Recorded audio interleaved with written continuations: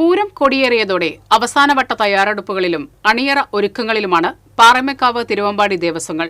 എല്ലാവർക്കും എല്ലാവിധ പകിട്ടോടുകൂടിയും പൂരം ആസ്വദിക്കാനുള്ള ക്രമീകരണങ്ങളാണ് ദേവസ്വങ്ങൾ നടത്തുന്നതെന്ന് ഇരു ദേവസ്വങ്ങളും TCVയോട് പറഞ്ഞു.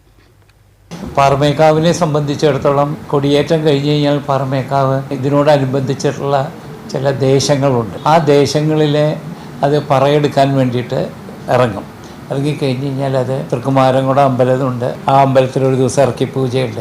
പിന്നെ അങ്ങനെ കുറേ 7-8 മനകളുണ്ട്. ആ മനകളിലെല്ലാം ഇറക്കി പൂജയുണ്ട്.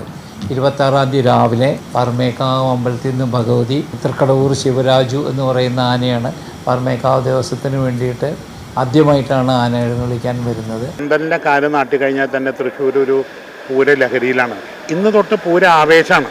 ഇനിയിപ്പോൾ പൂരം കഴിയണവരെ അതിൻ്റെ ഒരു ആവേശത്തിലാണ്. ഭഗവതിയുടെ നടയിൽ വളരെ സന്തോഷത്തോടും സമൃദ്ധിയോടും കൂടിയിട്ട് കൊടിയേറി. ഇനി ഇവിടുന്ന് അങ്ങോട്ട് 8 ദിവസം നമ്മുടെ ഉത്സവത്തിൻ്റെ നാളുകളാണ്. എല്ലാ കാര്യങ്ങളും 95% എല്ലാം പൂർത്തീകരിച്ചിട്ടുണ്ട്.